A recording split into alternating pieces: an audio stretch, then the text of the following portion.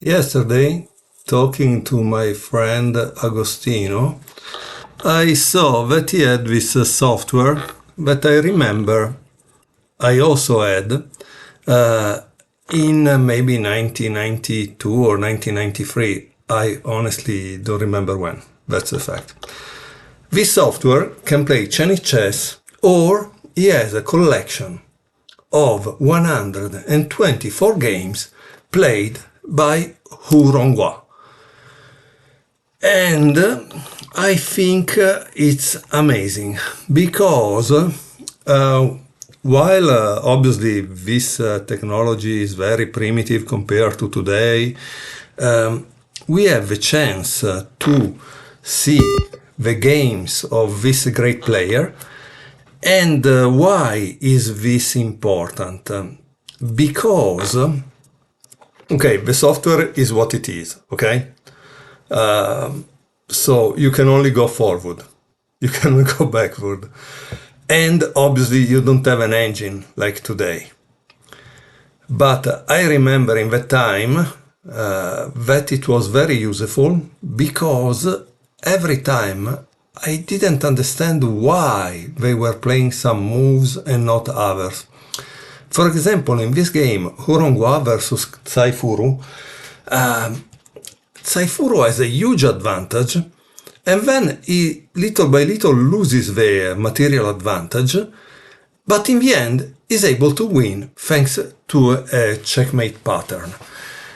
And obviously I didn't know in that time why things happened, and I would have been helped by, if there was a site like today, elephantchess.io, where I generally analyze all my games on, because it's very useful and they can put annotation. So that site is amazing. But in the time, I don't even remember if there was the internet. Yeah, I don't remember. We were like in 1992. We didn't really have the internet because the internet was on a modem.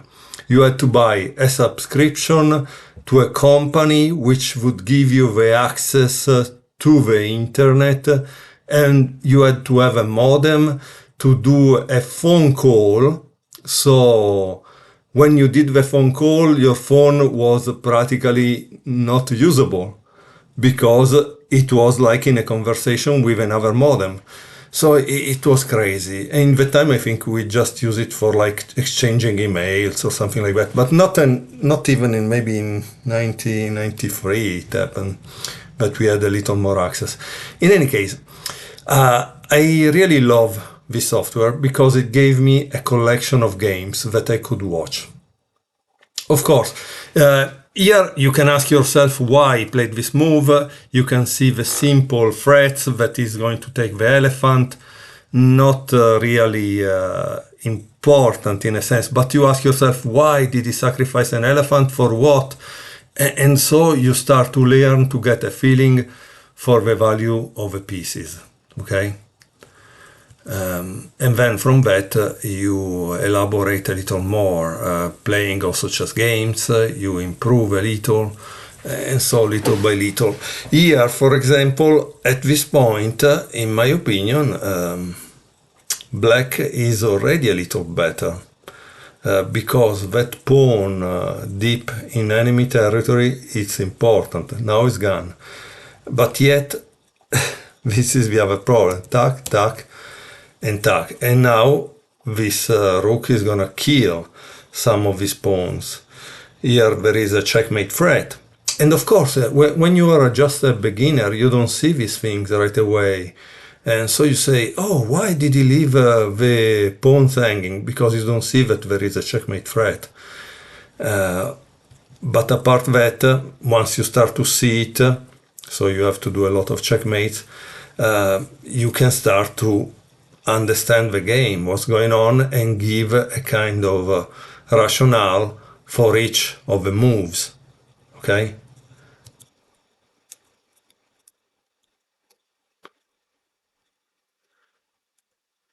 Here, I really thought black is winning for me.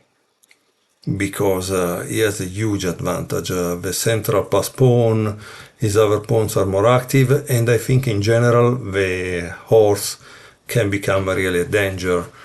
While unfortunately the cannon, when there are fewer pieces, start to have some problem to actually deliver some threats. Look here, this horse is coming in enemy territory and is becoming a problem, right? Here I go forward fast because I would like to show also another game after this one, just to see how it works. At the moment I don't understand if I can go backward, if there is something that can help me to go backward. It seems not. But imagine for someone who didn't have any Chinese chess books to have a collection of 124 games, not bad. This was the part I didn't understand. Black starts to lose some pawns and saw the advantage. That is the part I honestly didn't understand, and that maybe I will analyze with an engine, because I thought there should be better moves. Or maybe at this point, because we are already at move 46, both players were a little short on time for the time control, because Chinese chess is generally played faster than international chess or Western chess.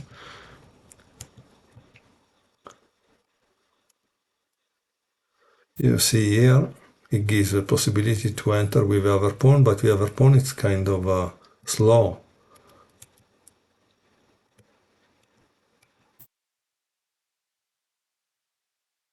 And here we go. Black start to have a pawn that can become a real death threat for the general. Look how beautiful are the defensive maneuver played by Furu. Look at here. Here it's nearly gone. By this point, it's nearly over.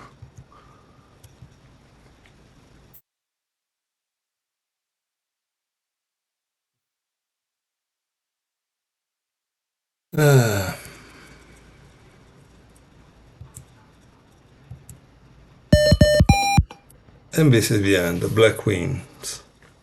Now we go back with Om, I think. No, it's not with Om. F2. Okay, F2. And we can choose another game. I also don't understand if it's possible to see the games from the other side. Again, I just got it and I am using a kind of DOS emulator.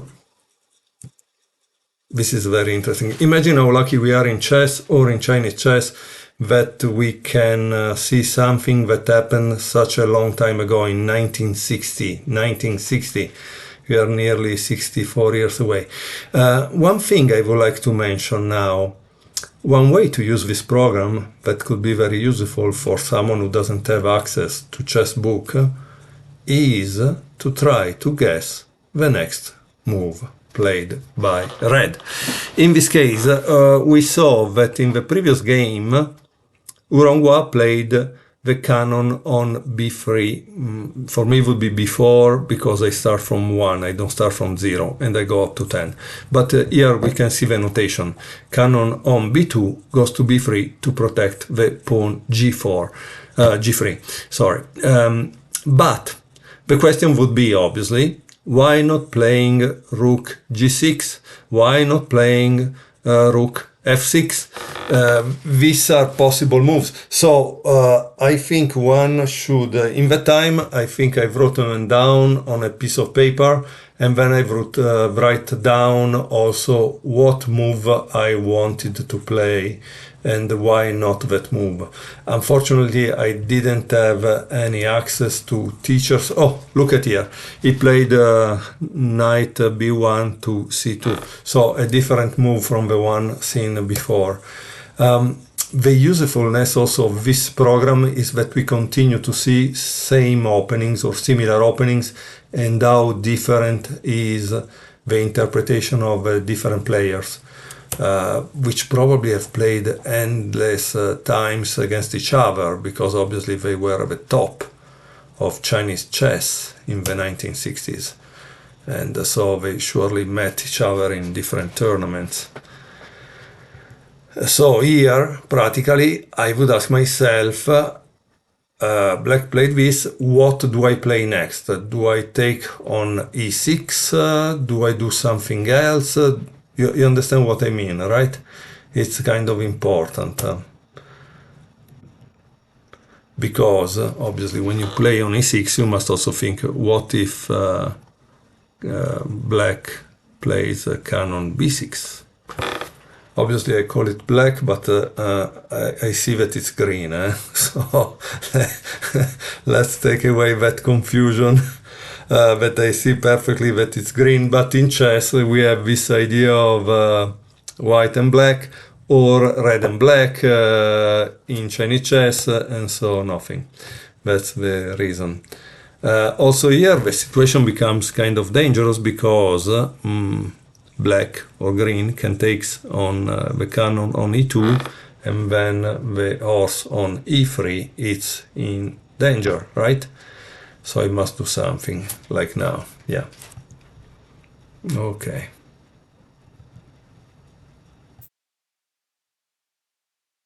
Obviously here there is a threat of checkmate on g0.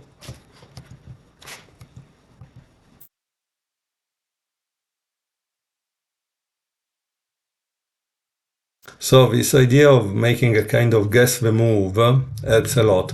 Here, obviously, also just watching the games, sometimes it's very useful. Why?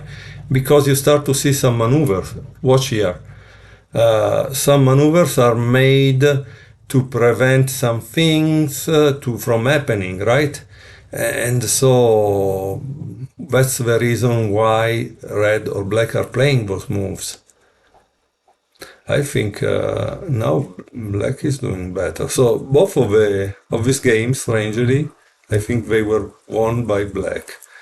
That's my opinion. Let's see if Hu RongHua is able to win.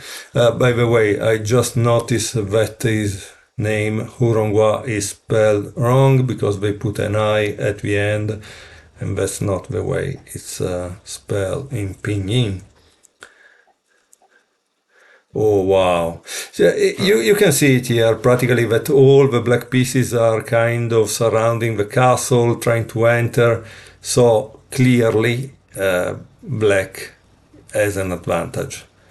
Now, if such advantage will prove fatal for red, that I don't know. But Hu RongHua was in fact one of the best players, or the best player, totally dominating the opposition, like Magnus Carlsen is doing today.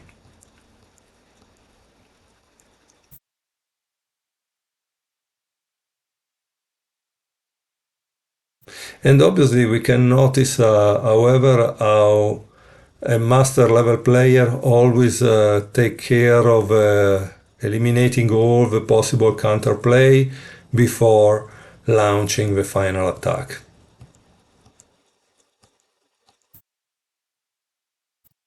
Because eliminating all the counterplay means that you avoid the possibility that you didn't calculate something and your opponent found it and exploited for getting a win or a draw out of a lost position.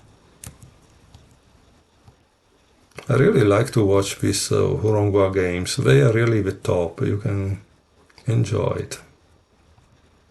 Yeah. And we see also the typical maneuvers of a horse, in which ways it can give check or prepare to give a checkmate. So it's a kind of interesting, I think.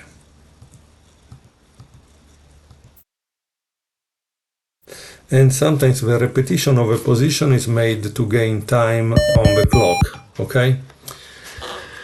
And here black wins. Why? And of course, at this point, sometimes you need to ask yourself, why did black win? Did he win by time? Did he win because he has a very superior material advantage? And another thing which can be useful is to take a snapshot of this position if one has a sparring partner to play the position from that point, because that will make it clear. Nothing. I just wanted to show this amazing software from the 1980s, which was very interesting, especially for this beautiful collection of games.